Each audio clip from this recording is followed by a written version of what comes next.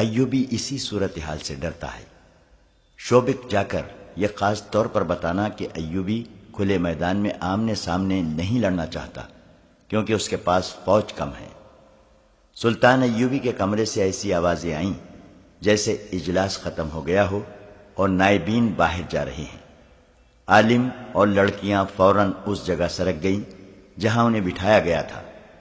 عالم کے کہنے پر انہوں نے سر گھٹنوں میں دے دیے جیسے انہوں نے کچھ بھی نہیں سنا اور گرد و پیش کا کوئی ہوش نہیں۔ انہیں اپنے کمرے میں قدموں کی آواز سنائی دی تو بھی انہوں نے اوپر نہ دیکھا۔ عالم نے اس وقت اوپر دیکھا جب کسی نے اس کے کندھے پر ہاتھ رکھا اور کہا، اٹھو میرے ساتھ آؤ۔ وہ علی بن سفیان تھا۔ علی نے لڑکیوں کو بھی اٹھایا اور انہیں سلطان ایوبی کے کمرے میں لے گیا۔ میں تمہارے علم اور تمہاری ذہانت کی داد دیتا ہوں، سلطان ایوبی نے عالم جاسوس سے کہا۔ ان کی زنجیریں کھول دو، تم تینوں بیٹھ جاؤ۔ علی بن سفیان باہر نکل گیا۔ سلطان ایوبی نے عالم سے کہا، لیکن تم علم کو کس شیطانی کام میں استعمال کر رہے ہو؟ اس کی بجائے تم یہاں آ کر اپنے مذہب کی تبلیغ کرتے تو میں تمہاری قدر دل کی گہرائیوں سے کرتا کہ تم اپنے مذہب اور اپنے نبی کی خدمت کر رہے ہو۔ کیا تمہارے مذہب میں یہ روا ہے کہ تم دوسرے مذہب کی عبادت گاہ میں اس کے مذہب میں جھوٹ شامل کرو؟ کیا تمہارے دل میں اپنی مقدس صلیب کا، حضرت عیسیٰ کا اور کماری مریم کا یہ احترام ہے کہ جھوٹ اور ابلیسیت جیسے کبیرہ گناہ کر کے تم ان کی عبادت کرتے ہو؟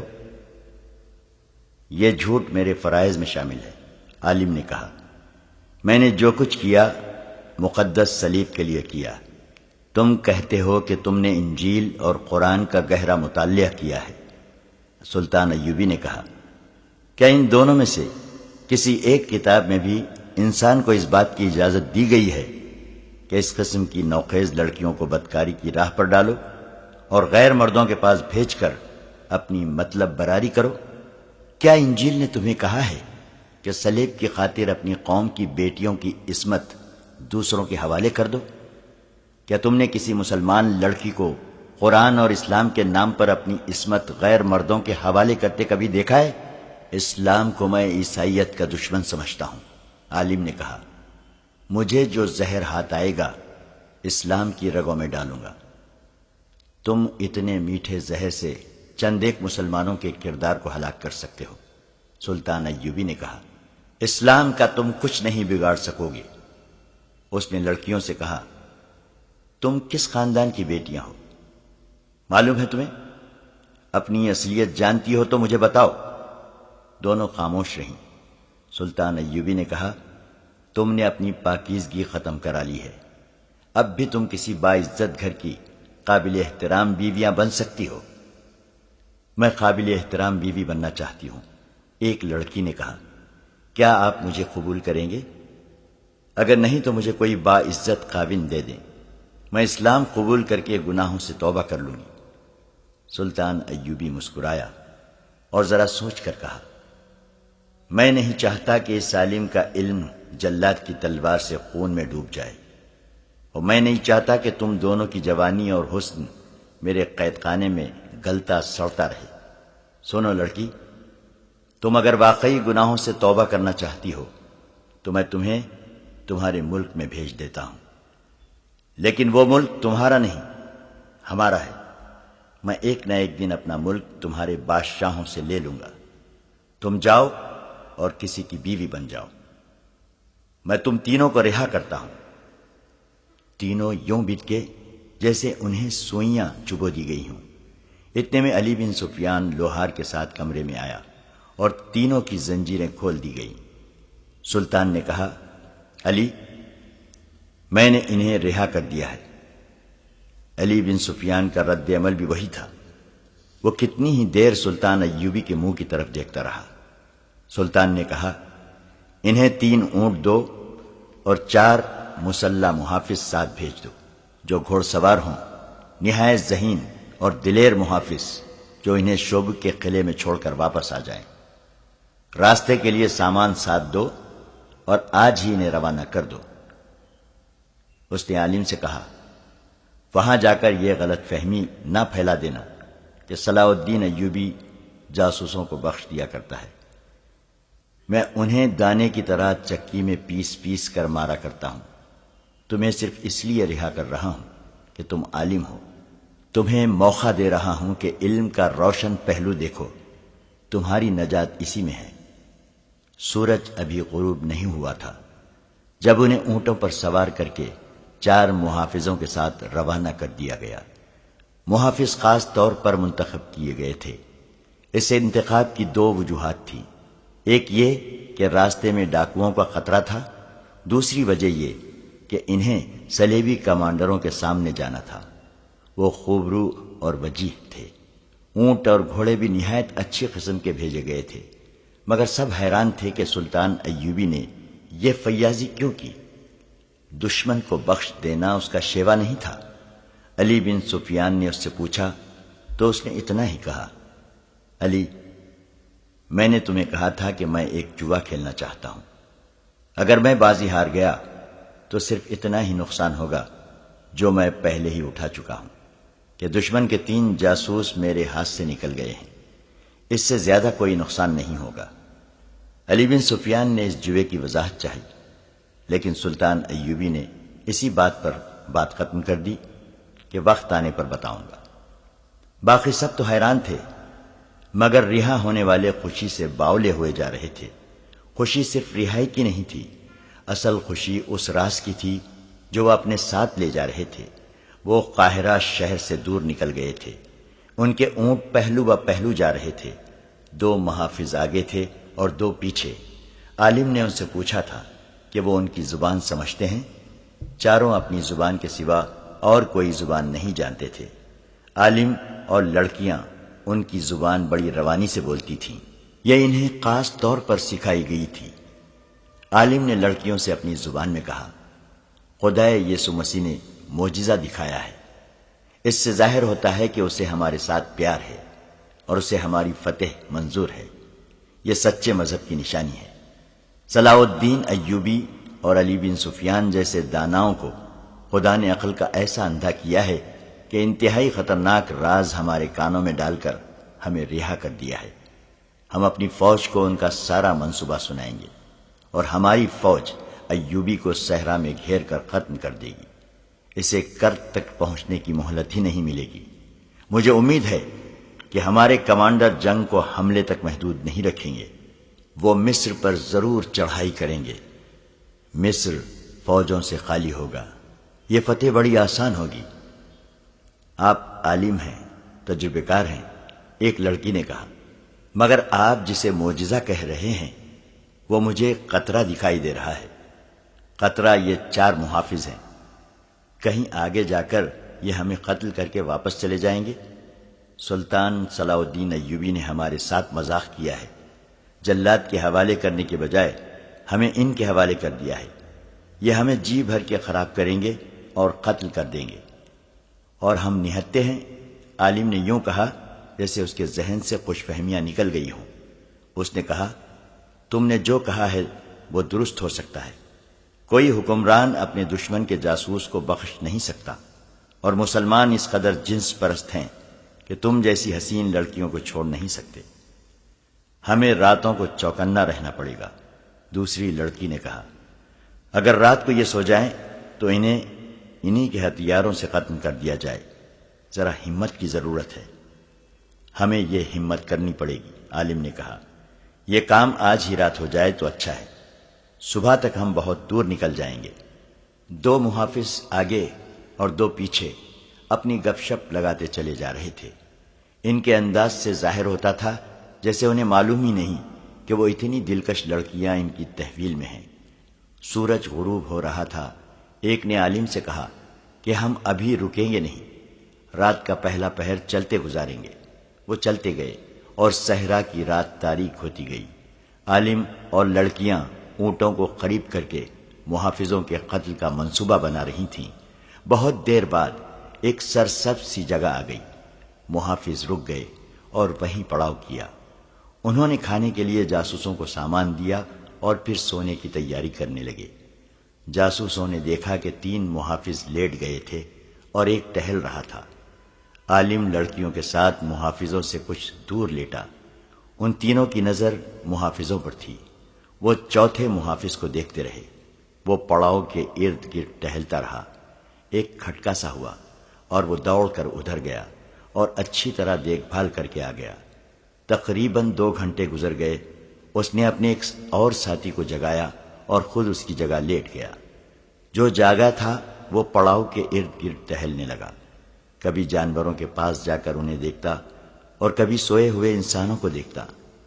عالم نے لڑکیوں سے کہا، ہم کامیاب نہیں ہو سکیں گے، یہ کمبخت پہرا دے رہے ہیں۔ جو ہوگا ہو کے رہے گا، سو جاؤ۔ اور وہ سو گئے۔ رات گزر گئی۔ صبح ابھی دھندلی تھی جب محافظوں نے انہیں جگایا اور روانہ ہونے کے لیے کہا۔ تھوڑی دیر بعد وہ پھر اسی ترتیب سے چلے جا رہے تھے جس میں ایک روز پہلے تھے۔ 3 اونٹ پہلو بپہلو، 2 محافظ آگے اور 2 اونٹوں کے پیچھے۔ وہ ایک بار پھر لڑکیوں سے لا تعلق ہو گئے۔ انہوں نے کوئی ایسی بات بھی نہیں کی تھی جس سے شک ہوتا کہ یہ لوگ اوباش یا بدماش ہیں۔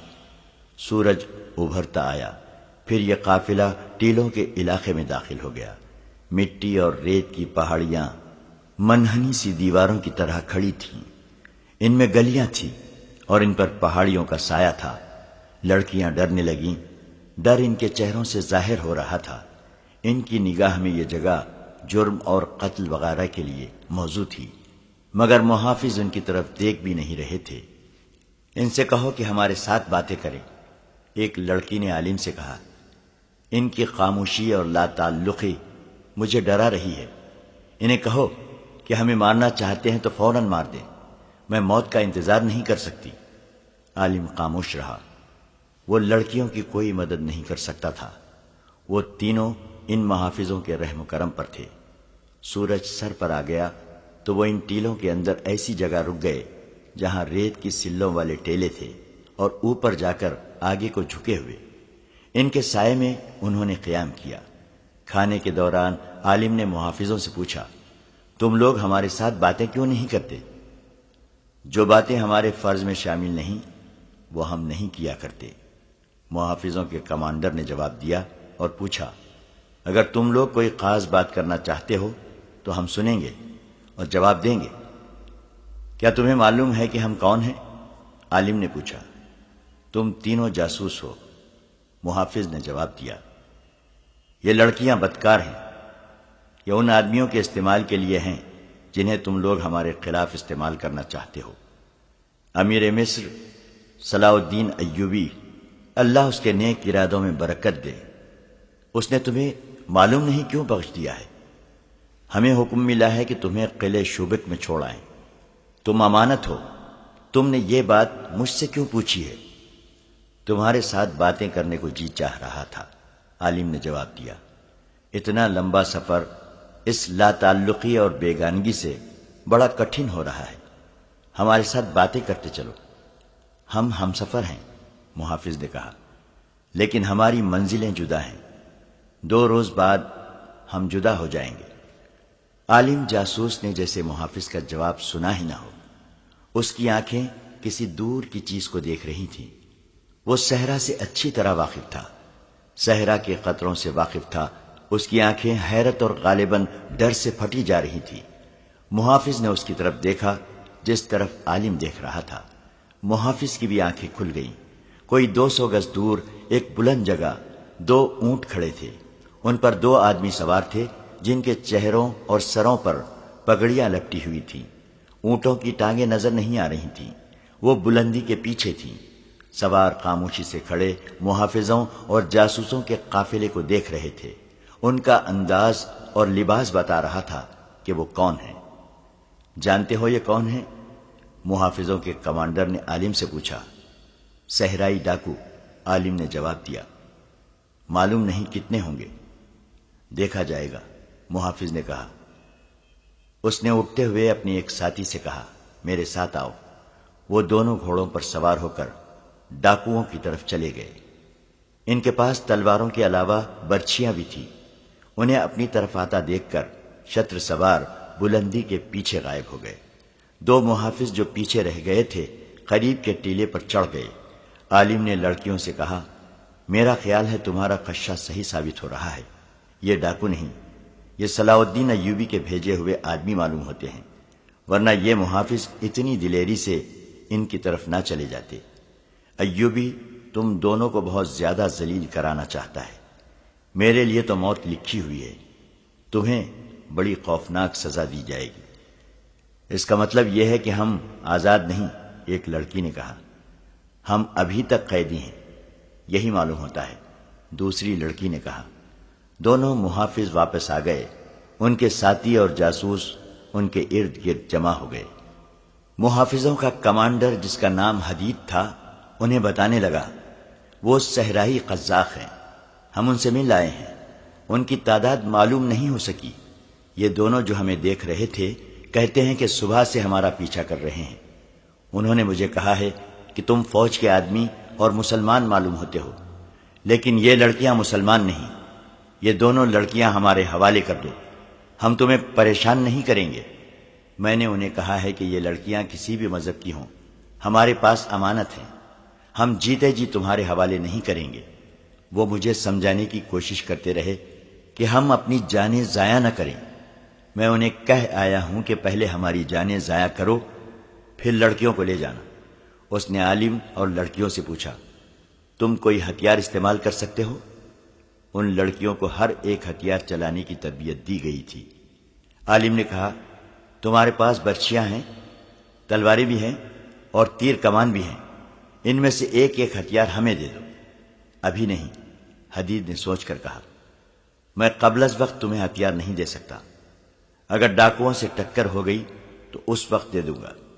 ہمیں اس علاقے سے فوراً نکل جانا چاہیے، ان سے گھوڑوں اور اونٹوں پر لڑائی ہو گئی تو یہ علاقہ موزوں نہیں، گھوڑے گھما پھرا کر لڑنے کے لیے یہ جگہ خراب ہے۔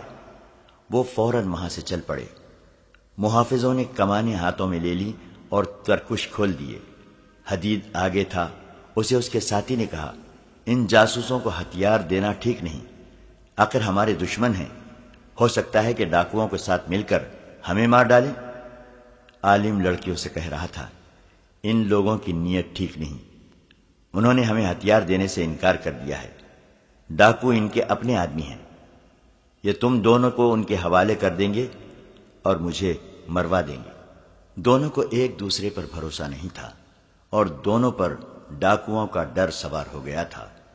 حدید نے اپنے محافظوں سے کہہ دیا تھا کہ کوئی نقاب پوش نظر آئے تو مجھے بتائے بغیر اس پر تیر چلا دو، ان کے ساتھ ٹکر ضرور ہوگی، دیکھنا یہ ہے کہ کب ہوگی اور کہاں ہوگی۔ وہ تیز رفتاری سے چلتے گئے۔ گھوڑوں اور اونٹوں کو آرام، چارہ اور پانی ملتا رہا تھا، اس لیے تھکن کا ان پر کوئی اثر نہیں تھا۔ ٹیلوں کا علاقہ بہت دور چلا گیا تھا، کئی جگہوں پر یہ قافلہ اونچے ٹیلوں کے درمیان آ جاتا تھا۔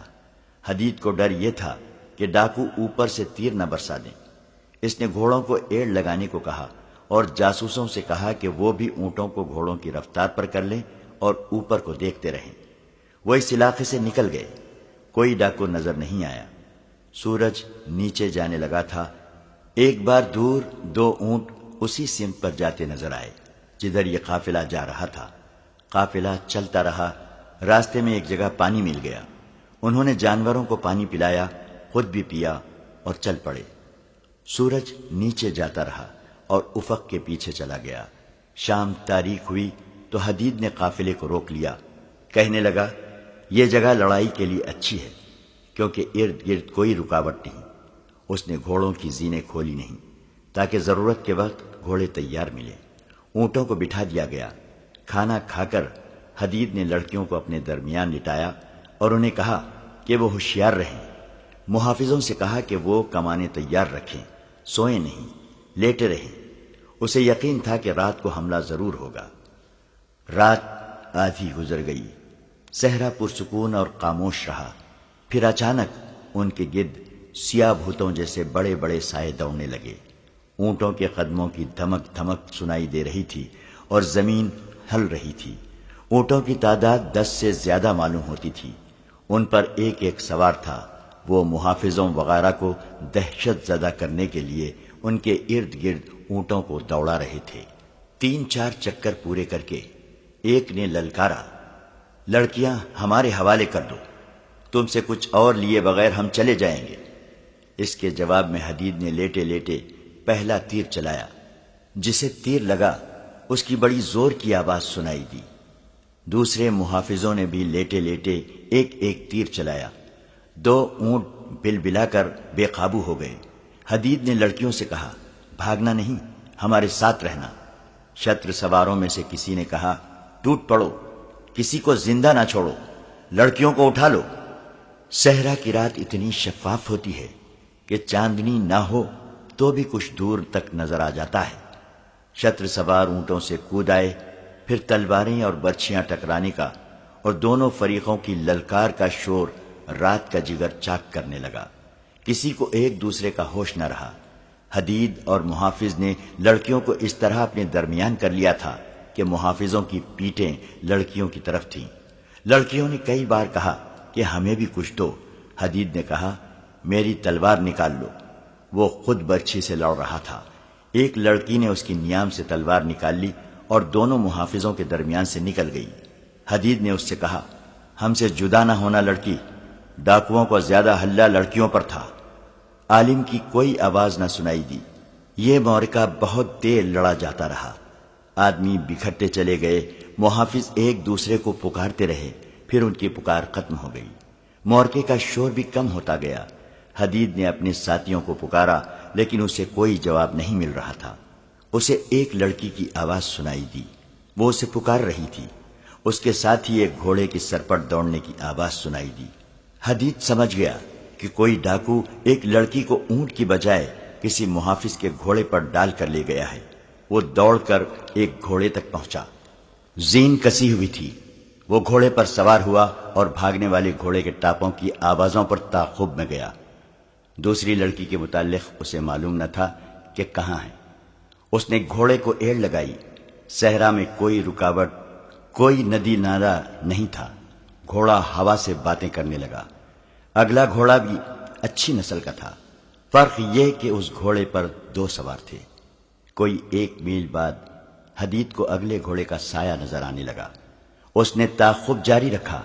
فاصلہ کم ہو رہا تھا۔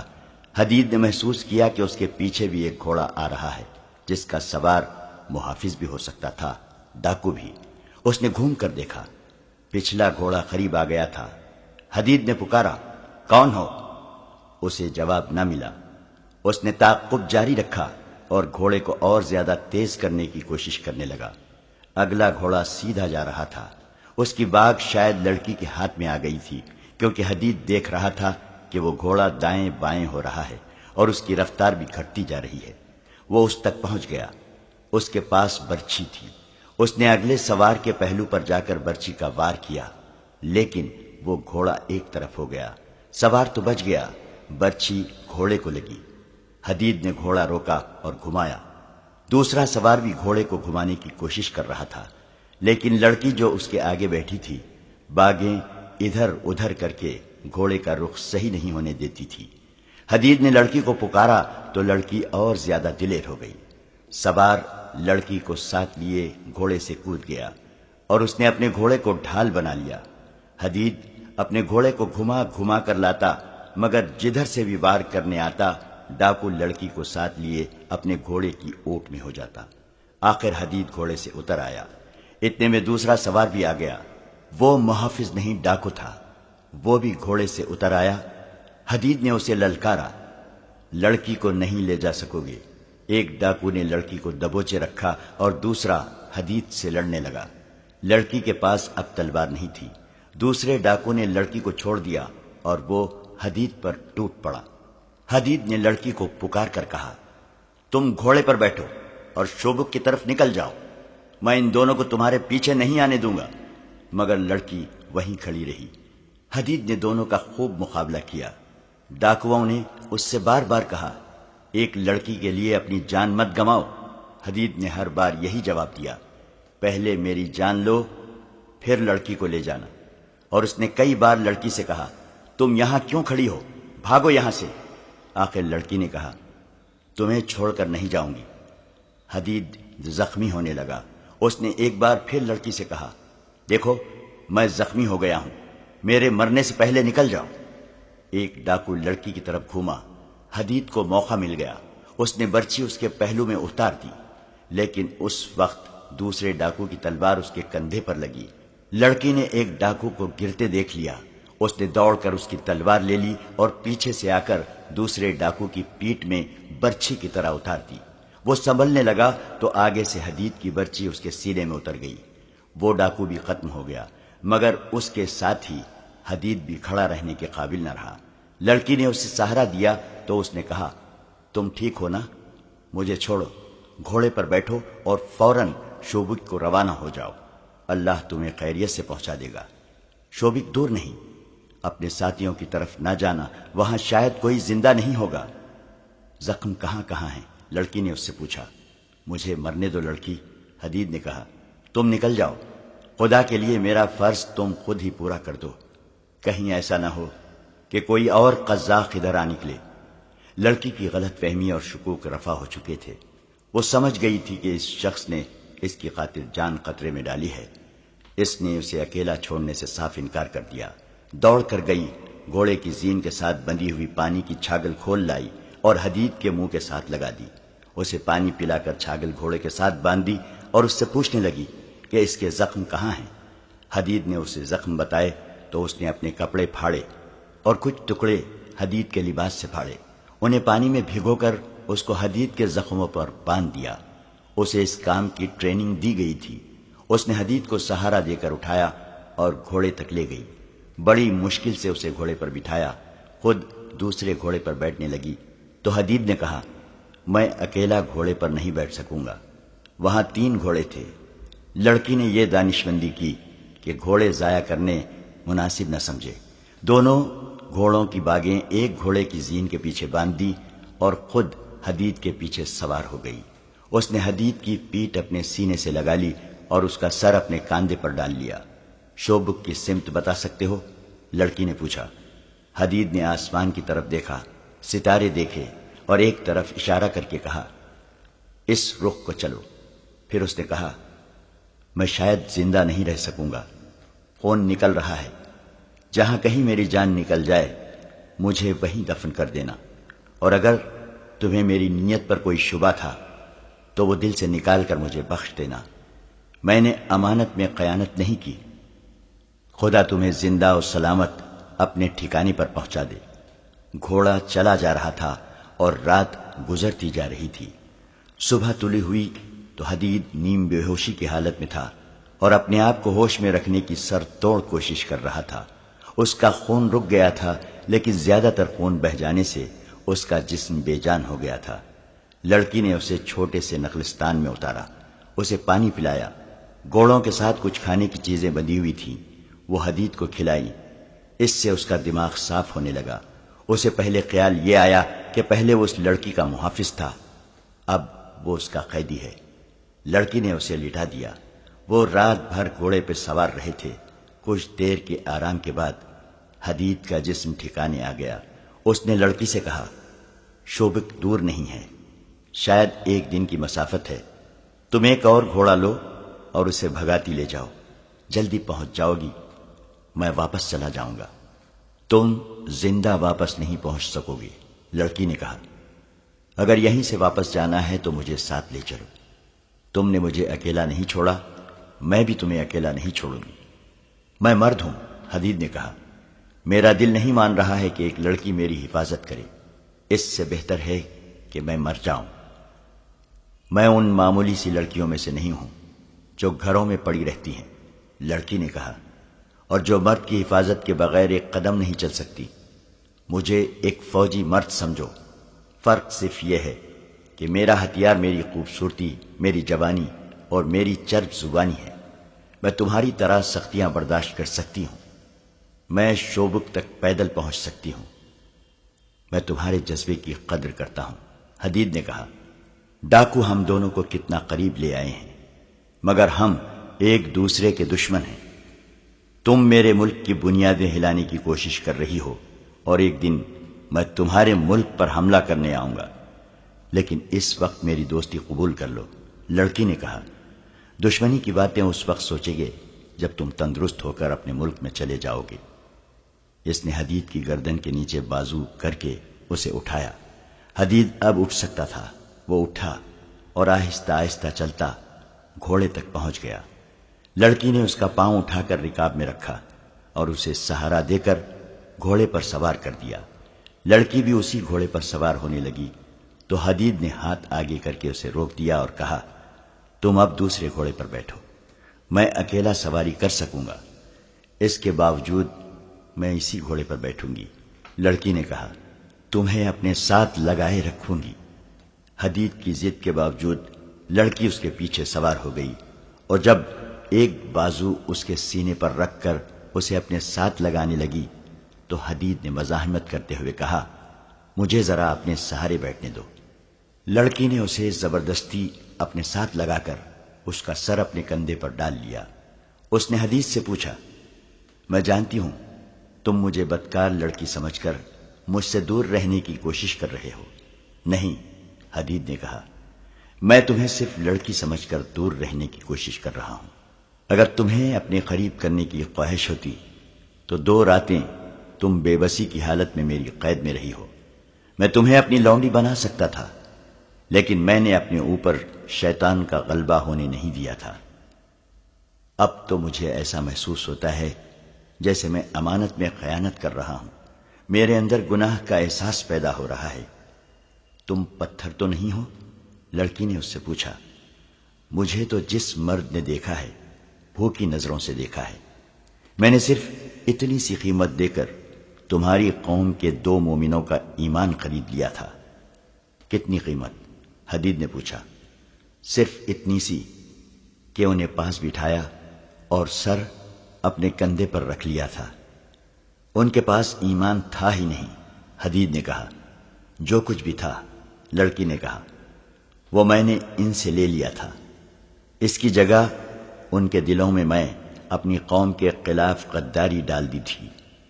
وہ کون ہے؟ حدید نے پوچھا۔ ابھی نہیں بتاؤں گی، لڑکی نے جواب دیا۔ جس طرح تم اپنے فرض کے پکے ہو اسی طرح مجھے بھی اپنا فرض عزیز ہے۔ حدید خاموش ہو گیا۔ وہ لڑکی کے جسم کی حرارت اور ہلکی ہلکی بو محسوس کر رہا تھا۔ لڑکی کے کھلے ہوئے ریشمی سے بال ہوا سے لہرا کر اس کے گالوں پر پڑ رہے تھے اور گالوں کو سہلا رہے تھے۔ اسے اونگ آ گئی۔ گھوڑا چلتا رہا۔ بہت دور جا کر حدید کی آنکھ کھلی تو سورج سر پر آ چکا تھا۔ اس نے کہا، گھوڑے کو ایڑ لگاؤ، مجھے امید ہے کہ ہم سورج غروب ہونے کے بعد شوبک پہنچ جائیں گے۔ لڑکی نے گھوڑے کو ایڑ لگائی اور صحرا تیزی سے پیچھے ہٹنے لگا۔ سورج غروب ہو چکا تھا۔ شوبک کے قلعے کے اس کمرے میں جہاں صلیبی حاکموں اور کمانڈروں کے اجلاس ہوا کرتے تھے، وہاں حاکم اور کمانڈر بیٹھے تھے۔ ان میں عالم جاسوس بھی بیٹھا تھا۔ وہ کہہ رہا تھا، میں یہ نہیں بتا سکتا کہ دونوں لڑکیوں کا کیا حشر ہوا یا ہو رہا ہوگا۔ میں نے انہیں بچانے بلکہ انہیں دیکھنے کی بھی کوشش نہیں کی، کیونکہ ان سے زیادہ قیمتی یہ راز تھا جو مجھے آپ تک پہنچانا تھا۔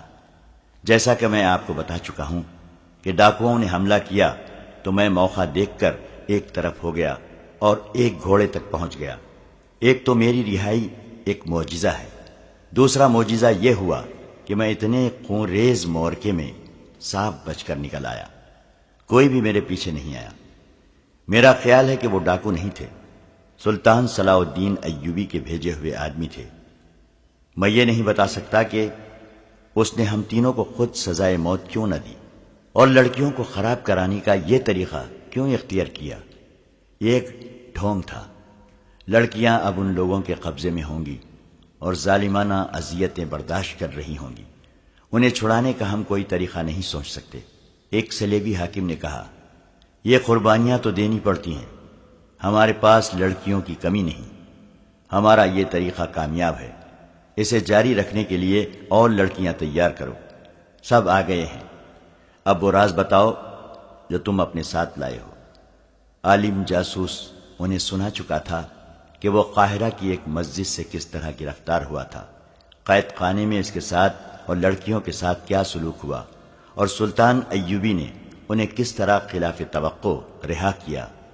اس نے یہ بھی سنایا کہ یہ راز سلطان ایوبی نے اسے کس طرح دیا ہے۔ اس نے تاریخ بتا کر کہا، صلاح الدین ایوبی اس روز اپنی فوج کو کوچ کرائے گا، وہ کرک پر حملہ کرے گا۔ نائب سالار کہہ رہے تھے کہ شوبک کو پہلے لینا چاہیے کیونکہ یہ زیادہ مضبوط قلعہ ہے، لیکن صلاح الدین شوبک پر اپنی طاقت ضائع نہیں کرنا چاہتا تھا۔ وہ کرک کو کمزور سمجھ کر پہلے اسے لینا چاہتا ہے، وہاں وہ اپنی فوج اور رسد وغیرہ کا اڈا بنائے گا۔ رسد جمع کر کے وہ کمک بلائے گا اور فوج کو کافی آرام دے کر شوبک پر حملہ کرے گا۔ اس نے یہ خاص طور پر کہا تھا کہ وہ ہمیں بے خبری میں لینا چاہتا ہے۔ اس کی وجہ اس نے یہ بتائی ہے کہ اس کی فوج کم ہے اور ہماری فوج زیادہ بھی ہے، اور ہمارے پاس گھوڑے بھی بہتر ہیں اور ذرا بختر بھی ہیں۔ اس نے صاف الفاظ میں کہا ہے کہ اگر صلیبی فوج نے اسے راستے میں روک لیا تو اسے شکست کے سوا کچھ حاصل نہ ہوگا۔ وہ کھلے میدان میں لڑنے سے ڈرتا ہے۔ عالم جاسوس نے وہ تمام باتیں بتائیں جو اس نے سلطان ایوبی کی زبانی سنی تھی۔ اتنے قیمتی اور اہم راز کی تفصیل سن کر لڑکیوں کو سب بھول گئے اور اس مسئلے پر تبادلہ خیالات کرنے لگے۔ وہ اس نتیجے پر پہنچے کہ سلطان ایوبی غیر معمولی طور پر دانشمند جنگجو ہے۔ اس نے کرک پر حملے کا جو پلان بنایا ہے، اس میں اس کی جنگی فہم و فراست کا پتہ ملتا ہے۔ راستے میں نہ لڑنے کا فیصلہ بھی اس کی دانائی کی دلیل ہے۔ وہ راستے میں طاقت ضائع نہیں کرنا چاہتا۔ یہ خدائے یسوع مسیح کا خاص کرم ہے کہ اس کے پلان کا علم ہو گیا ہے، ورنہ وہ کرک کو لے کر شوبک جیسے مضبوط قلعے کے لیے خطرہ بن سکتا تھا۔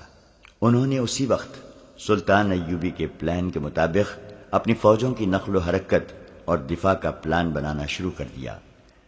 پلان میں یہ اقدامات طے پائے: صلیبی افواج کی متحدہ مرکزی کمان شوبک میں ہی رہے گی، رسد گاہ بھی وہیں رکھی جائے گی، جنگ کو شوبک سے ہی کنٹرول کیا جائے گا، کرک کی قلعہ بندی کو اور زیادہ مضبوط کیا جائے گا، کچھ اور فوج کرک منتقل کر دی جائے گی، ایوبی کو کرک سے دور اس کی اپنی سرحد کے اندر کسی دشوار گزار علاقے میں روکا جائے گا۔ اس مقصد کے لیے زیادہ سے زیادہ فوج بھیجی جائے گی۔ اس فوج میں گھوڑ سوار اور شتر سوار زیادہ ہوں گے۔ کوشش کی جائے گی کہ ایوب کی فوج کو گھیرے میں لے لیا جائے۔ پانی کے چشموں پر پہلے سے قبضہ کر لیا جائے گا۔ ان اقدامات پر فوری طور پر عمل درآمد کے احکامات نافذ کر دیے گئے۔ ہر کوئی خوش تھا۔ یہ پہلا موقع تھا کہ سلطان ایوبی کا کوئی راز قبل از وقت معلوم ہو گیا تھا، ورنہ اس نے صلیبیوں کو ہمیشہ آڑے ہاتھوں لیا تھا۔ اس پر حیرت کا بھی اظہار کیا گیا کہ سلطان ایوبی جیسے آدمی سے یہ لغزش سرزد ہوئی کہ ان جاسوسوں کو دوسرے کمرے میں بٹھا کر جنہیں وہ رہا کرنے کا فیصلہ کر چکا تھا، ایسی نازک باتیں بلند آواز سے کی جو اسے شکست فاش سے دوچار کر سکتی تھی۔ انہوں نے ایک اہتمام یہ بھی کیا کہ فرانس کی فوج جو وہاں سے بہت دور تھی، یہ پیغام بھیج دیا کہ فلاں دن سے پہلے ایسے مقام پر پہنچ جائے جہاں نور الدین زنگی کی بھیجی ہوئی کمک کو روکا جا سکے۔ اتنے میں ایک صلیبی افسر اندر آیا اور انٹیلیجنس کے سربراہ کے کان میں کچھ کہا۔ اس سربراہ نے سب کو بتایا کہ ان دو میں سے ایک لڑکی جو ڈاکوؤں کے گھیرے میں آ گئی تھی ابھی ابھی آئی ہے۔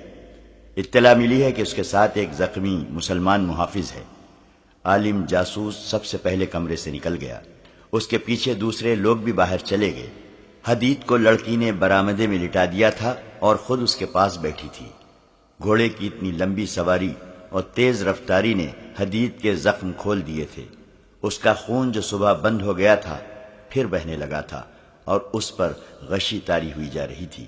صلیبی کمانڈروں نے حدید کی طرف کوئی توجہ نہ دی کیونکہ انہیں بتایا گیا تھا کہ ڈاکوؤں کا حملہ ایک ڈھونگ تھا۔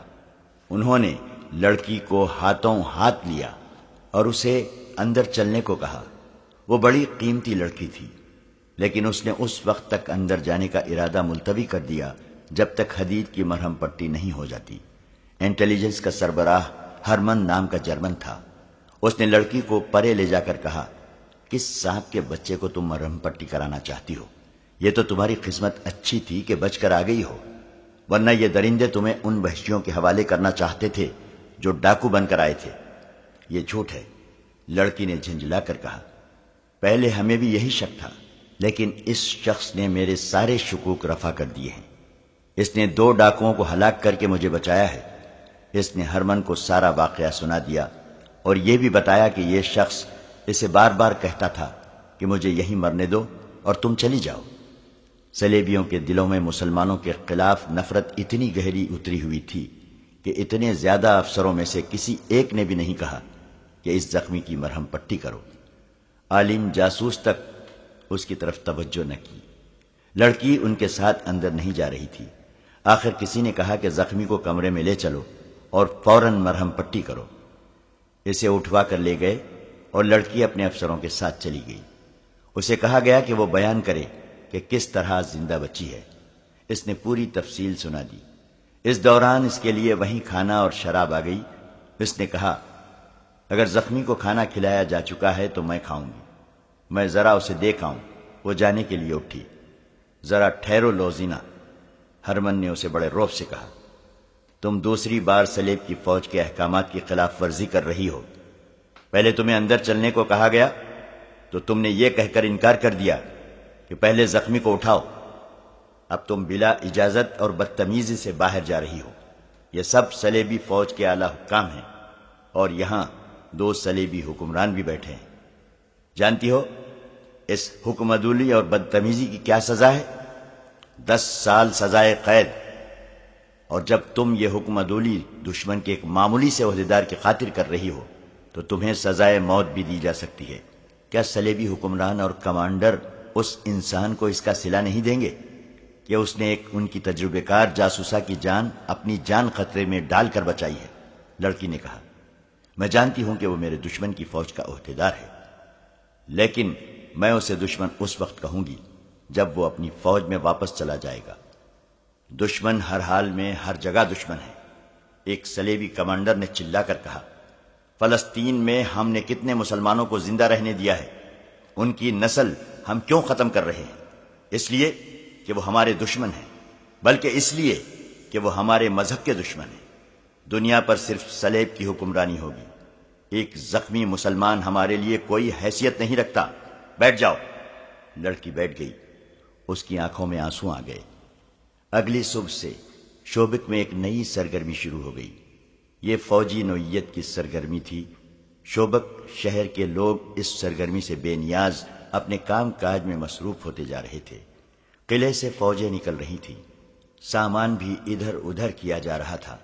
باہر سے آنے والی فوج کی عارضی خیمہ گاہ کے لیے جگہ خالی کی جا رہی تھی۔ رسد اکٹھی کرنے کے لیے اونٹوں کی قطاریں آ رہی تھیں۔ فوجی ہیڈ کوارٹر میں بھی بھاگ دوڑ تھی۔ یہ ساری تیاری صلاح الدین ایوبی کا حملہ روکنے کے لیے کی جا رہی تھی، اور ان احکامات پر عمل درآمد شروع ہو گیا تھا جو گزشتہ رات کے پلان کے مطابق دیے گئے تھے۔ ہر ایک افسر اس افراتفری میں مصروف تھا۔ چند ایک بڑے افسر کرک روانہ ہو گئے تھے۔ صرف ایک لڑکی تھی جو اس سرگرمی اور بھاگ دوڑ سے لا تعلق تھی۔ یہ وہی لڑکی تھی جو زخمی حدید کو لائی تھی۔ اس کے افسر ہرمن نے اسے لوزینہ کے نام سے پکارا تھا۔ رات اسے کانفرنس کے کمرے سے آدھی رات کے بعد فراغت ملی تھی۔ وہ جاسوسی کے خصوصی شعبے سے تعلق رکھتی تھی، اس لیے کانفرنس میں اس کی ضرورت تھی۔ اس سے قاہرہ کے ان افراد کے متعلق رپورٹیں لینی تھیں جن کے پاس وہ جاتی رہی تھی۔ آدھی رات کے بعد نیند اور گھڑ سواری کی تھکن نے اسے نڈھال کر دیا تھا۔ کانفرنس کے بعد ایک افسر نے اس سے کہا تھا، اسے ڈاکٹر کے حوالے کر دیا گیا ہے، تمہیں اس کی اتنی زیادہ پریشانی نہیں ہونی چاہیے۔ تمہاری ڈیوٹی ایسی ہے جس میں ایسے جذبات کامیاب نہیں ہونے دیا کرتے۔ اور اس کے اپنے شعبے کے بڑے افسر ہرمن نے اس سے کہا تھا، اگر آج رات میں نہ ہوتا تو کونارڈ اور گے آف لوزینان جیسے بادشاہ جو کسی کو بخشا نہیں کرتے تمہیں قید میں ڈال دیتے۔ تمہارے محافظ کا انتظام کر دیا گیا ہے اور تمہارے لیے یہ حکم ہے کہ اسے تم نہیں ملو گی۔ کیوں؟ لوزینہ نے حیرت اور مایوسی سے پوچھا، کیا میں اس کا شکریہ بھی ادا نہ کر سکوں گی؟ نہیں، ہرمن نے کہا، کیونکہ وہ دشمن کا فوجی ہے تم اپنا شعبہ جانتی ہو کیا ہے؟ ہم تمہیں اس سے ملنے کی اجازت نہیں دے سکتے، یہ تو تمہارے فن اور فرض کا تقاضا ہے۔ میں یہ بھی دیکھ رہا ہوں کہ اس کے ساتھ تمہاری جذباتی وابستگی ہو گئی ہے۔ تمہیں دشمن کے ساتھ ایسی وابستگی کی اجازت نہیں دی جا سکتی۔ آپ مجھے صرف اتنا سا یقین دلا دیں کہ اس کی مرہم پٹی ہو گئی ہے، لوزینہ نے کہا، اور اسے صحیح و سلامت واپس بھیج دیا جائے گا۔ لوزینہ، ہرمن نے جھنجلا کر کہا، میں تمہیں یقین دلاتا ہوں کہ تمہاری یہ خواہش پوری کر دی جائے گی۔ اور سنو، تم بڑے مشکل اور خطرناک مشن سے واپس آئی ہو، اور تمہارا سفر زیادہ خطرناک تھا۔ تمہیں آرام کے لیے 10 دن چھٹی دی جاتی ہے، مکمل آرام کرو۔ یہ باتیں رات کو ہوئی تھیں۔ وہ اپنے کمرے میں چلی گئی تھی۔ جاسوس لڑکیوں کی رہائش ہائی کمان کے ہیڈ کوارٹر سے بہت دور تھی۔ اس جیسی اعلیٰ درجے کی جاسوس لڑکیاں نہایت اچھے کمروں میں رہتی تھیں، جہاں انہیں شہزادیوں جیسی سہولتیں اور عیاشی میسر تھی۔ ان کی ڈیوٹی ایسی تھی کہ انہیں مسلمان ملکوں میں بھیجا جاتا تھا، جہاں پکڑے جانے کی صورت میں انہیں ہر قسم کی اذیت اور ذلت میں ڈالا جا سکتا تھا۔ موت یا سزائے موت تو یقینی تھی۔ ایسی ڈیوٹی کا تقاضا تھا کہ ان لڑکیوں کو دنیا کی ہر آسائش مہیا کی جائے۔ لوزینہ کمرے میں جاتے ہی سو گئی تھی۔ دوسرے دن اس کا جسم ٹوٹ رہا تھا۔ وہ اٹھنا نہیں چاہتی تھی، لیکن وہ اٹھی اور ناشتہ کر کے باہر نکلی۔ اس کے ساتھ والے کمروں کی لڑکیاں آ گئیں۔ وہ اس سے قاہرہ کی باتیں سننا چاہتی تھیں۔ اس نے بہت ہی مختصر سی بات سنا کر انہیں ٹال دیا اور ہسپتال کی طرف چل پڑی۔ وہ تھوڑی ہی دور گئی تھی کہ اس کی ایک ساتھی لڑکی جو اس کی ہمراہ سہیلی بھی تھی پیچھے سے جا ملی اور پوچھا، لوزی، کہاں جا رہی ہو اور تم پریشان ہو؟ یہ تھکن کا اثر ہے یا کوئی خاص واقعہ ہو گیا ہے؟ تمہیں چھٹی نہیں ملی؟ چھٹی مل گئی ہے، اس نے جواب دیا۔ ایک خاص واقعہ ہو گیا ہے جس نے مجھے پریشان کر دیا ہے۔ وہ سہیلی کو ساتھ لیے ایک درخت کے نیچے جا بیٹھی اور اسے تمام واقعہ سنا دیا۔ اسے اپنے افسروں نے جو دھمکیاں دی تھیں وہ بھی سنائیں، اور اس نے کہا، میں حدیث سے ملنا چاہتی ہوں۔ مجھے ڈر ہے کہ اس کی مرہم پٹی نہیں ہوئی ہے اور اسے شہر سے نکال دیا گیا ہے، یا اسے مرنے کے لیے کسی کوٹری میں بند کر دیا گیا ہے۔ تم نے بتایا ہے کہ تمہیں اس سے ملنے سے منع کر دیا گیا ہے؟ سہیلی نے اسے مشورہ دیا، یہ خطرہ مول نہ لو۔ تم اگر پکڑی گئی تو تم جانتی ہو کہ سزا کیا ہے۔ اس شخص کے لیے میں سزائے موت بھی قبول کر لوں گی، لوزینہ نے کہا۔ میں تمہیں سنا چکی ہوں کہ اس نے میری خاطر اپنی جان خطرے میں ڈالی ہے۔ میری جان کو تو کوئی خطرہ بھی نہ تھا۔ ڈاکو مجھے لے بھی جاتے تو چند دن مجھے خراب کر کے کسی امیر آدمی کے ہاتھ فروخت کر دیتے۔ حدید میرے اس انجام سے آگاہ تھا۔ اس نے میری عزت کی خاطر اپنی جان کی بازی لگا دی تھی۔ ڈاکوؤں نے کہا بھی تھا کہ لڑکیاں ہمیں دے دو اور چلے جاؤ۔ وہ یہ بھی جانتا تھا کہ میں پاک باز لڑکی نہیں، مگر اس نے مجھے امانت سمجھا۔ تم اس کے لیے جذباتی ہو گئی ہو؟ ہاں، لوزینہ نے جواب دیا۔ میں جذبات کا اظہار ہرمن کے آگے نہیں کر سکتی تھی، اپنا دل تمہارے آگے رکھ سکتی ہوں۔ تم میری سہیلی ہو اور عورت کا دل رکھتی ہو۔ ہماری زندگی کیا ہے؟ ہمیں خوبصورت خنجر اور میٹھا زہر ہیں۔ ہمارا جسم مرد کی تفریح اور فریب کے لیے استعمال ہوتا ہے۔ میں نے یہ باتیں پہلے کبھی نہیں سوچی تھی۔ اپنے وجود کو جذبات سے خالی سمجھا تھا، مگر اس آدمی کے جسم کو میں نے اپنے جسم کے ساتھ لگایا تو میرے وجود میں وہ سارے جذبات بیدار ہو گئے جو میں سمجھتی تھی مجھ میں نہیں ہیں۔ میں ایک ہی بار ماں، بہن، بیٹی اور کسی کو چاہنے والی لڑکی بن گئی۔ یہ شاید اس کا اثر تھا کہ اپنے آپ کو میں بادشاہوں کے دلوں پر حکمرانی کرنے والی شہزادی سمجھتی تھی۔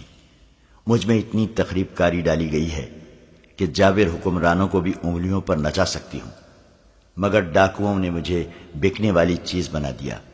مجھے اس سطح پر لے آئے جہاں مجھ جیسی لڑکیاں ہر رات نئے گاہک کے ہاتھ فروخت ہوتی ہیں، یا کسی مسلمان امیر یا حاکم کے ہاتھ فروخت ہو کر اس کے حرم کی لونڈیاں بن جاتی ہیں۔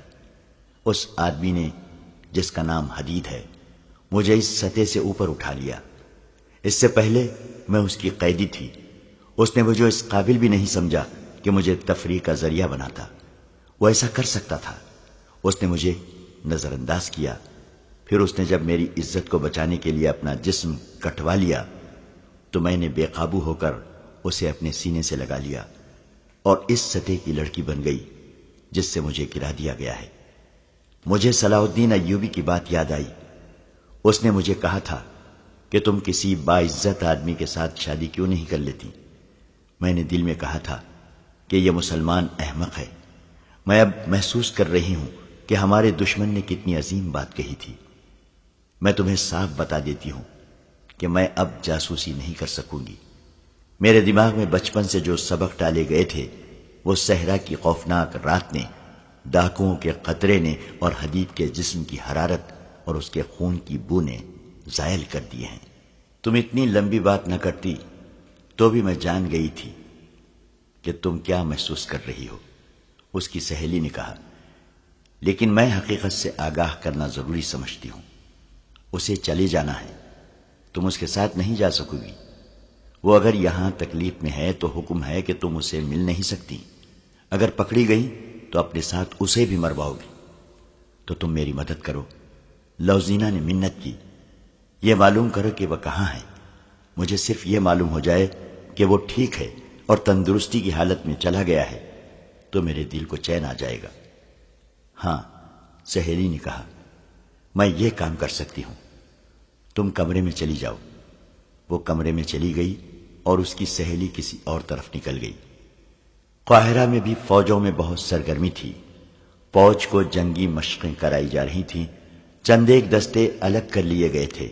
انہیں شبخوں مارنے، تھوڑی تعداد میں دشمن کی کئی گنا زیادہ نفری پر حملہ کرنے اور ضرب لگاؤ اور بھاگو کی مشقیں اس طرح کرائی جا رہی تھیں کہ رات کو بھی دستے چھاؤنی سے باہر رہتے تھے۔ سلطان ایوبی ذاتی طور پر یہ مشقیں دیکھتا تھا۔ وہ تیسرے چوتھے روز اعلیٰ کمانڈروں اور دستوں کے کمانداروں تک کو لیکچر دیتا تھا اور انہیں نقشوں اور خاکوں کی مدد سے جنگی چالیں سکھاتا تھا۔ اس نے اس ٹریننگ کا بنیادی اصول یہ رکھا تھا کہ کم تعداد سے دشمن کا زیادہ نقصان کرنا ہے، ہتھیار سے زیادہ عقل کو استعمال کرنا، آمنے سامنے کے مورچے سے گریز، سامنے سے حملہ نہ کرنا، 10-12 آدمیوں کے شبخوں سے اتنا نقصان کرنا جتنا 100 آدمی دن کے وقت دو بدو مورچے میں کر سکتے ہیں۔ اس کے علاوہ وہ دشمن کے کسی قلعے یا شہر کو لمبے محاصرے میں رکھنے کے طریقے بتاتا، قلعوں کی دیواروں میں نقب لگانے کا سبق دیتا تھا۔ اس نے تمام اونٹوں، گھوڑوں اور خچروں کا معائنہ کر لیا تھا۔ کمزور یا عمر خوردہ جانوروں کو اس نے الگ کر دیا تھا۔ حملے کی تاریخ طے ہو چکی تھی۔ سلطان ایوبی نے فلسطین کی فتح کا جو منصوبہ بنایا تھا، اس کے پہلے مرحلے میں کامیابی سے داخل ہونے کی تیاری زور و شور سے کر رہا تھا۔ ادھر اسے راستے میں ہی روکنے کے اہتمام پورے ہو رہے تھے۔ دونوں فوجوں کی تیاریاں ایسی تھیں جیسے ایک دوسری کو ہمیشہ کے لیے ختم کر دیں گی۔ صلیبیوں کی تیاریوں کا دائرہ شوبک سے کرک تک مصر کی سرحدوں تک تھا۔ وہ اس وسیع دائرے کو سلطان ایوبی کے لیے ایسا پھندا بنا رہے تھے جس میں سے اس کے لیے ساری عمر نکلنے کا کوئی امکان نظر نہ آتا تھا۔ ان کی تیاریاں سلطان ایوبی کے اس منصوبے کی روشنی میں ہو رہی تھیں جو ان تک قبل از وقت پہنچ گیا تھا۔ ان وسیع تیاریوں کے اندر شوبک میں ایک سرگرمی اور بھی تھی جس کا تعلق جنگ سے نہیں جذبات سے تھا، اور یہ ایک خفیہ سرگرمی تھی۔ لوزینہ اپنے کمرے میں پڑی حدید کے لیے بے قرار ہو رہی تھی اور اس کی سہیلی 2 روز سے حدید کو ڈھونڈ رہی تھی۔ وہ افسروں کے ہسپتال میں بھی نہیں تھا اور وہ سپاہیوں کے ہسپتال میں بھی نہیں تھا۔ وہ جاسوس لڑکی تھی، بڑے بڑے افسر بھی اس کی عزت کرتے تھے۔ لوزینہ کو اور ہر جاسوس لڑکی کو وہاں یہی اہمیت حاصل تھی۔ اس کے باوجود یہ سہیلی جس سے بھی پوچھتی کہ لوزینہ کے ساتھ جو زخمی مسلمان آیا تھا وہ کہاں ہے، تو اسے یہی ایک جواب ملتا، میں نے تو اسے نہیں دیکھا۔ تیسرے دن ایک افسر نے اسے رازداری سے بتایا کہ اس کی مرہم پٹی کر دی گئی تھی اور اسے مسلمانوں کے کیمپ میں بھیج دیا گیا تھا۔ سہیلی نے جب یہ خبر لوزینہ کو سنائی تو اس پر سکتہ طاری ہو گیا۔ مسلمانوں کا کیمپ ایک خوفناک جگہ تھی۔ اس میں پہلی جنگوں کے مسلمان قیدی بھی تھے، اور وہ مسلمان بھی جنہیں کسی جرم کے بغیر صلیبیوں نے اپنے مقبوضہ علاقوں سے پکڑا تھا۔ یہ مسلمان زیادہ تر ان قافلوں میں سے پکڑے جاتے تھے جنہیں صلیبی لوٹتے تھے۔ یہ کیمپ قید خانہ نہیں تھا، نہ یہ جنگی قیدی کیمپ کہلاتا تھا۔ یہ ایک بیگار کیمپ تھا جس پر کوئی ایسا کڑا پہرا نہ تھا جیسا قید خانوں میں ہوتا ہے۔ ان بدنصیب قیدیوں کا کوئی باقاعدہ ریکارڈ بھی نہ تھا۔ یہ لوگ مویشی بنا دیے گئے تھے، جہاں ضرورت ہوتی ان میں سے بہت سے آدمی ہانک کر لے جائے جاتے اور ان سے کام لیا جاتا تھا۔ انہیں خوراک صرف اتنی سی دی جاتی ہے کہ جس سے وہ زندہ رہ سکتے تھے۔ وہ خیموں میں رہتے تھے۔ ان میں جو بیمار پڑ جاتا اس کا علاج اسی صورت میں کیا جاتا تھا کہ بیماری معمولی ہو۔ اگر بیماری فوراً زور پکڑ لے تو اسے زہر دے کر مار دیا جاتا تھا۔ یہ بدنصیب مسلمانوں کا ایک گروہ تھا جو صرف اس جرم کی سزا بھگت رہے تھے کہ وہ مسلمان ہیں۔ سلطان ایوبی کو ان کے جاسوسوں نے اس بیگار کیمپ کے متعلق خبریں دے رکھی تھیں۔ حدید کو بھی کیمپ میں بھیج دیا گیا تھا۔ لوزینہ کے لیے حکم تھا کہ اسے نہ ملے۔ ہربن کو شک ہو گیا تھا کہ یہ ایک جذباتی وابستگی ہے، لیکن لوزینہ نے اس حکم کو قبول نہیں کیا تھا۔ اس نے جب سنا کہ حدید مسلمانوں کے کیمپ میں ہے تو اس نے سہیلی سے کہا کہ وہ اسے آزاد کرائے گی۔ سہیلی نے اس کی جذباتی حالت دیکھ کر مدد کا وعدہ کیا اور دونوں نے پلان بنا لیا۔ وہ اسی وقت شہر میں گئی اور ایک پرائیویٹ ڈاکٹر سے ملی۔ اس سے کہا کہ وہ ایک زخمی کو لا رہی ہے جس کا علاج اسے اس شرط پر کرنا پڑے گا کہ وہ اس کے متعلق کسی کو کچھ نہ بتائے۔ ڈاکٹر نے اس رازداری کی وجہ پوچھی تو لوزینہ نے کہا، وہ ایک قریب سا مسلمان ہے جس نے میرے خاندان کی بہت خدمت کی ہے۔ وہ کہیں لڑائی جھگڑے میں زخمی ہو گیا ہے، اس کے پلے کچھ بھی نہیں، اس لیے کوئی ڈاکٹر اس کا علاج نہیں کرتا۔ چونکہ یہاں تمام ڈاکٹر عیسائی ہیں، اس لیے وہ کسی مسلمان کا علاج بلا اجرت نہیں کرتے۔ رازداری کی دوسری وجہ یہ ہے کہ اگر شہر کے منتظم تک یہ خبر پہنچ گئی کہ ان مسلمانوں میں لڑائی جھگڑا ہوا ہے تو وہ اسی کو بہانہ بنا کر انہیں مسلمانوں کے کیمپ میں بھیج دے گا۔ انہیں تو بہانہ چاہیے۔ میں اس آدمی کو اس کی خدمت اور ایثار کا صلہ دینا چاہتی ہوں جو اس نے میرے خاندان کے لیے کیا ہے۔ میں اسے رات کے وقت لاؤں گی۔ بتائیے آپ کتنی اجرت لیں گے؟ میں رازداری کی بھی اجرت دوں گی۔ اس دوران ڈاکٹر اسے سر سے پاؤں تک دیکھتا رہا۔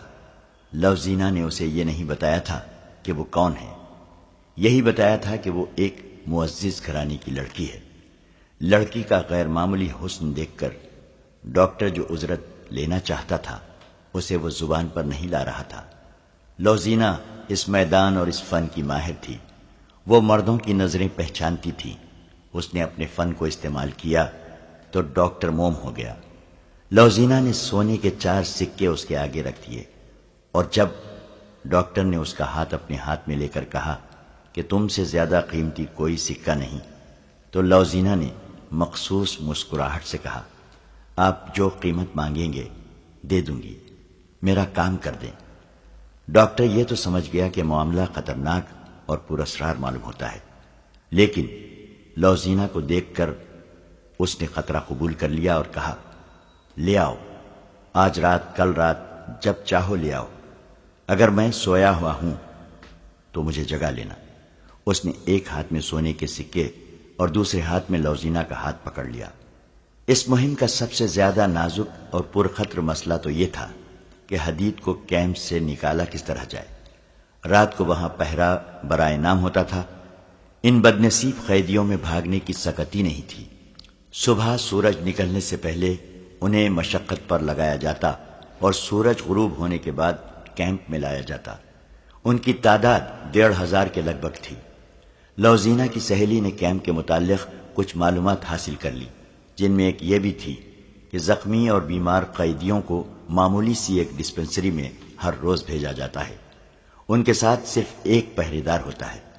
دوسرے دن لوزینہ اپنی سہیلی کے ساتھ وہاں پہنچ گئی جہاں مریض قیدیوں کو لے جایا جاتا تھا۔ اسے زیادہ انتظار نہ کرنا پڑا۔ 25-30 مریضوں کی ایک پارٹی نہایت آہستہ آہستہ چلتی آ رہی تھی، اور پہرے دار ہاتھ میں لاٹھی لیے انہیں مویشیوں کی طرح ہانکتا لا رہا تھا جو تیز نہیں چل سکتے تھے. انہیں وہ لاٹھی سے دھکیل دھکیل کر لا رہا تھا. دونوں لڑکیاں آگے چلی گئیں. ان کا انداز ایسا تھا جیسے تماشا دیکھ رہی ہوں. جب مریضوں کا ٹولہ ان کے قریب سے گزر رہا تھا تو وہ ہر ایک کو دیکھنے لگی. اچانک لوزینہ کو دھچکا لگا. حدید اسے قہر بھری نظروں سے دیکھ رہا تھا. اس سے اچھی طرح چلا نہیں جاتا تھا. اس کے چہرے سے وہ رونق اور رمق بجھ گئی تھی جو لوزینہ نے زخمی ہونے سے پہلے دیکھی تھی. حدید کے کندھے جھک گئے تھے. اس کے کپڑے خون سے لال تھے. خون خشک ہو چکا تھا. لوزینہ کی آنکھوں میں آنسو آ گئے مگر حدید کی آنکھوں میں نفرت تھی. اس نے منہ پھیر لیا. یہ مریض ٹولہ آگے نکل گیا تو لوزینہ اور اس کی سہیلی پہرے دار کے ساتھ ایسی باتیں کرنے لگی جن میں ان مسلمان مریضوں کے خلاف نفرت تھی. انہوں نے زبان کے جادو سے پہرے دار کو اپنا گرویدہ کر لیا اور کہا کہ وہ ازراہ مذاق ان قیدیوں کے ساتھ باتیں کرنا چاہتی ہیں. ڈسپنسری میں دوسرے مریض بھی تھے. خاصا ہجوم تھا. قیدیوں کو ایک طرف بٹھا دیا گیا. لوزینہ ان کے قریب چلی گئی اور اس کی سہیلی نے پہرے دار کو باتوں میں الجھا لیا. حدید دیوار کے سہارے بیٹھ گیا تھا. اس کی حالت اچھی نہیں تھی.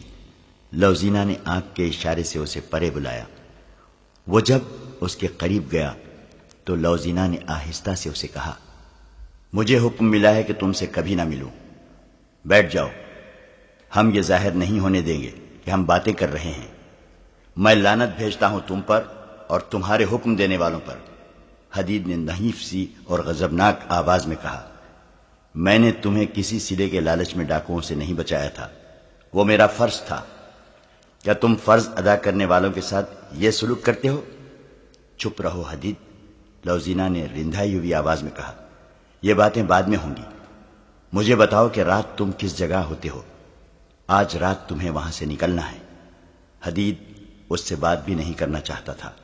لوزینہ نے اسے آنسوؤں سے اور بڑی مشکل سے یقین دلایا کہ وہ اسے دھوکہ نہیں دے رہی ہے. حدید نے بتایا کہ وہ رات کو جہاں سوتا ہے وہاں سے نکلنا مشکل نہیں، لیکن نکل کر وہ جائے گا کہاں؟ انہوں نے جلدی جلدی میں فرار کا منصوبہ بنایا. مسلمانوں کا کیمپ ایسی نیند سویا ہوا تھا جیسے یہ لاشوں کی بستی ہو. پہرے دار بھی سو گئے تھے. یہاں سے کبھی کوئی بھاگا نہیں تھا. بھاگ کر کوئی جاتا بھی کہاں؟ اس کے علاوہ پہرے داروں کو یہ بھی معلوم تھا کہ کوئی ایک آدھ بھاگ بھی گیا تو کون جواب طلبی کرے گا. رات کا پہلا پہر ختم ہو رہا تھا. پھٹے پرانی ایک خیمے سے ایک آدمی پیٹ کے بل رینگتا ہوا خیموں کی اوٹ میں وہاں تک چلا گیا جہاں اسے کوئی پہرے دار نہیں دکھائی دے سکتا تھا. آگے اسے اندھیرے میں بھی کھجور کا درخت نظر آنے لگا جہاں تک اسے پہنچنا تھا. ایک سایہ سر سے پاؤں تک موٹے کپڑے میں لپٹا ہوا کھڑا ہوا تھا. رینگنے والا اٹھ کھڑا ہوا اور کھجور کے تنے تک پہنچ گیا. وہ حدید تھا. لوزینہ اس کی منتظر تھی.